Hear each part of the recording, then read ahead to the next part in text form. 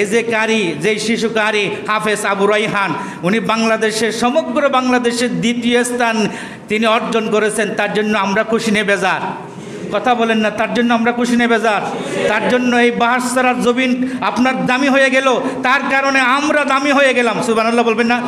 নাকি যারা শুধু খেলা করে সাকিব আল হাসানের জন্য, উনি ছক্কা মাইরা যেই খেলাতে আপনার বিজয়ী হয়, তার জন্য বাংলাদেশ আপনার সব মান সম্মান বেড়ে যায়। যারা হাফেজ কোরআন তেলাওয়াত করে বিশ্বজয় করে আনে, তাদের জন্য কি দেশ এবং জাতি তারা কি দামি হয় না? সুবহানাল্লাহ বলবেন না? এই কোরআনকে যদি তাম পৃথিবীর সমস্ত কোরআন, কাগজের কোরআনকে যদি জ্বালিয়ে পুড়িয়ে আগুনে চারকার করে দেওয়া হয়, এরপরেও এ কোরআন দুনিয়া থেকে মুছে যাবে না। আমাদের এই শিশুকারী হাফেজ আবু রায়হানের মতো হাফেজ, লক্ষ লক্ষ হাফেজ বর্তমান বাংলাদেশ শ্রদ্ধা গোটা পৃথিবীতে হাজারো লাখ কোটি হাফেজের আল্লাহ আবিষ্কার করেছেন আল্লাহ তাআলা। গোটা দুনিয়ার কাগজের কোরআনকে যদি জ্বালিয়ে পুড়িয়ে ছারখার করে দেয়, এরপরও লক্ষ লক্ষ হাফেজের কোরআনদের সিনায় আল্লাহ পাক কোরআনকে অক্ষত রেখে দিয়েছেন। সুবহানাল্লাহ। আর যদি আল্লাহ পাক বলছেন, তোমরা যদি সমস্ত পৃথিবীর হাফেজদেরকে দরে দরে ছুরি দিয়া যদি জবাই করে ফেলো, এরপরে কি তোমরা বলতে পারবে কোরআন পৃথিবী থেকে মুছে যাবে?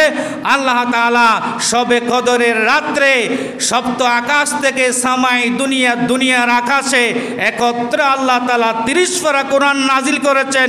সেই লৌহে মাহফুজে স্বর্ণের কালি দিয়ে আল্লাহ তাআলা লিখে রেখেছেন, কিয়ামত পর্যন্ত কোরআনকে পৃথিবী থেকে মুছে দেওয়ার ক্ষমতা নাই। সুবহানাল্লাহ। আবু জেহেল কোরআনকে বন্ধ করতে চেয়েছিল, কোরআন প্রসার হয়ে গেছে, কিন্তু আবু জেহেল বন্ধ হয়ে গেছে। আবু জেহেল বন্ধ হয়ে গেছে। নমরুদ কোরআনের উপরে হাত দিতে চেয়েছিল কোরআনকে বন্ধ করার জন্য, নমরুদ বন্ধ হয়ে গেছে। কোরআন কিয়ামত পর্যন্ত চালু থাকবে। সুবহানাল্লাহ। এরপরে কেনান বন্ধ করতে চেয়েছিল, কেনান কিয়ামত পর্যন্ত বন্ধ হয়ে গেছে। আল্লাহ কোরআনকে কিয়ামত পর্যন্ত চালু রেখেছেন। সুবহানাল্লাহ বলবেন না?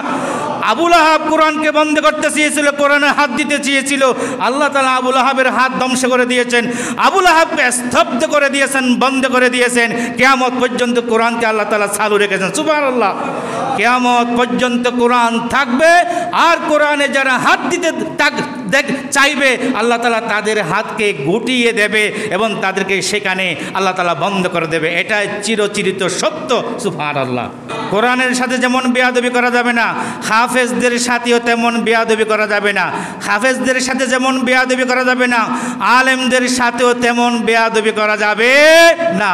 যে আলেমদের সাথে বেয়াদবি করে সে কোরআনের সাথে বেয়াদবি করে, যে হাফেজের সাথে বেয়াদবি করে সে কোরআনের সাথে বেয়াদবি করে। নাউজুবিল্লাহ বলবেন না? সম্মানিত ভাইরা, আলেমদেরকে কদর করতে শিখুন, হাফেজদেরকে সম্মান করতে শিখুন। সুবহানাল্লাহ। এই যে আলেমেরা বিভিন্ন জায়গা থেকে ওয়াজ করে, আলহামদুলিল্লাহ বলবেন না? এই যে কারি, যে শিশু কারি হাফেজ আবু রায়হান, উনি বাংলাদেশের সমগ্র বাংলাদেশের দ্বিতীয় স্থান তিনি অর্জন করেছেন। তার জন্য আমরা খুশি নে বেজার? কথা বলেন না, তার জন্য আমরা খুশি নে বেজার?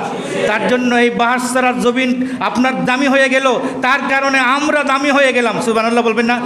নাকি যারা শুধু খেলা করে সাকিব আল হাসানের জন্য, উনি ছক্কা মাইরা যেই খেলাতে আপনার বিজয়ী হয়, তার জন্য বাংলাদেশ আপনার সব মান সম্মান বেড়ে যায়।